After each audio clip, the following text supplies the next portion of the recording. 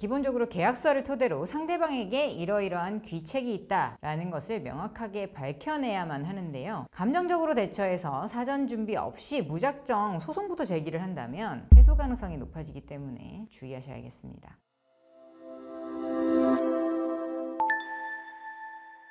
안녕하세요. 부동산 전문 변호사 해결사 쪼변입니다. 저희 법무법인 로인을 찾아주시는 분들 중에서 매수인 입장에서 부동산 매매 계약을 해지하거나 취소할 수 있는지, 또 할 수 있다면 손해는 있는지, 손해의 수준이 어느 정도인지 문의 주시는 경우가 많습니다. 이번 영상에서는 매수인의 귀책 사유에 따라서 발생할 수 있는 여러 케이스에 대해서 말씀을 드리도록 하겠습니다. 먼저 거래를 하는 과정에서 큰 문제가 있었거나 법률을 위반한 정황이 있다면 대금을 얼마나 납입했는지와는 상관없이 법적 대응을 진행해 볼 수가 있습니다. 법이 정한 계약 취소 사유가 있다면 계약금 말고도 중도금, 잔금까지 지급을 하고 나서라도 언제든지 계약을 해지하고 손해배상 청구까지 가능하게 됩니다. 부동산 자체에 하자가 있거나 사기 분양이 있거나 중요한 부분에 착오가 있었거나 그런 문제들이 있다면 법이 정한 대로 해제, 취소 충분히 가능하고 그때까지 지급한 계약금, 중도금 모두를 상환받을 수 있습니다. 거기에다가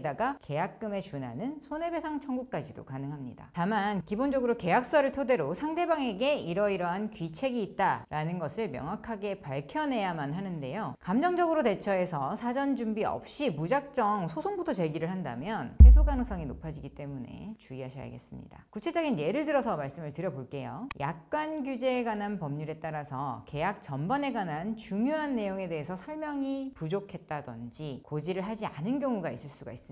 문서 전체를 주지 않고 일부만 보여주는 경우도 이에 해당할 수가 있어요. 또한 건축물 분양에 관한 법률에 적용을 받는 목적물일 경우에는 공개 모집 또는 공개 추천 방식으로 수분양자를 선정해야 합니다. 그런데 좋은 호실을 배정해 준다면서 선착순 입금 방식으로 계약을 체결하게 했다면 이 부분을 이유로 청약 철회를 주장할 수도 있겠습니다. 그리고 본인이 관심이 있어서 스스로 홍보관에 방문을 해서 계약을 체결한 거라면 안 되겠지만 그냥 아무 생각 없이 길거리에서 사은품을 나눠준다고 해서 그냥 설명만 한번 들어보세요 라는 말에 이끌려서 들어갔다든지 전화나 문자 등으로 먼저 권유를 받아서 그에 의해서 모델하우스를 방문해서 계약을 한 경우에는 방문 판매법 적용을 받을 수가 있는데요. 이 경우에는 계약이 체결된 날로부터 14일 이내 또는 이 계약서 내에 이러한 방문 판매법에 따른 청약 철회 규정이 없다면 그 청약 철회가 가능하다라는 사실을 안 날로부터 14일 이내에 청약 철회를 요구할 수가 있습니다. 문제는 이 귀책이 상대방에게 있지 않고 매수인 본인에게 있는 경우도 있다는 건데요. 계약할 때는 자금이 충분할 거다라고 생각을 했지만 돈이 없어서 중도금이나 잔금을 납부하지 못하게 되는 경우가 있습니다. 매수인이 잔금을 치르지 못하게 되면 매도인은 계약을 해지할지 유지할지 선택권을 가지게 되는데요. 매도인이 계약을 해지하기를 원한다면 매수인이 계약금에 준하는 손해배상 예정액을 그대로 몰치당하거나 아니면 손해를 약정했다면 그 손해배상 금액까지도 지급을 해야 됩니다. 매도인이 계약을 해지하지 않는다면은 잔금을 치러라, 그리고 잔금이 밀리는 만큼 기간 동안에 지연이자까지도 물어라 라고 하는 소송을 걸어서 그에 기한 판결을 받아서 매수인 재산에 집행을 할 수도 있습니다. 그러면 이런 경우에 매수인은 손해배상액을 얼마나 내야 하는지 궁금하실 텐데요. 우선은 계약서 상에 기재된 액수가 있으면 그만큼만 주면 됩니다. 그런데 그 수준이 과할 경우에는 법원에 감액을 요청할 수도 있습니다. 간혹 이 계약서 상에 손해배상액이 기재되어 있지 않는 경우도 있는데요. 그럴 경우에는 매도인이 자신이 입은 손해액을 입증해서 그 손해액만큼을 청구해야 합니다. 예를 들어서 잔금일에 부동산을 이전하는 대가로 기존에 있던 세입자를 내보냈다면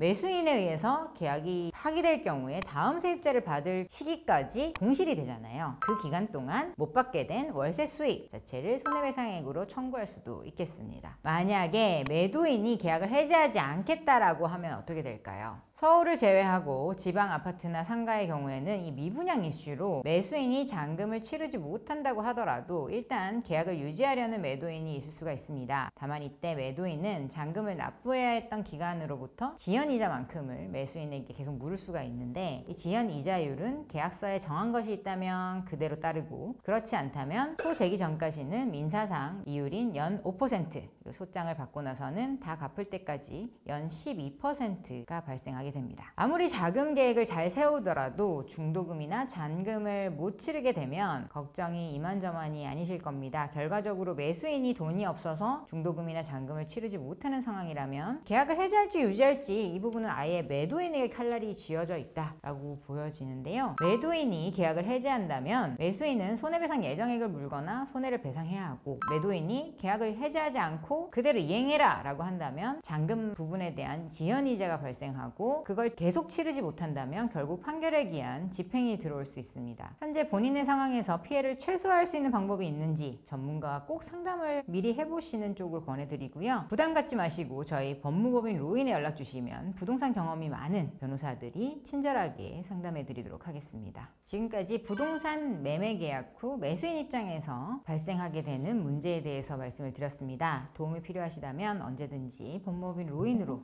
연락 주시기 바랍니다. 앞으로도 실생활에 도움이 되는 부동산 법률 정보 알차게 전달해 드리도록 하겠습니다. 고맙습니다.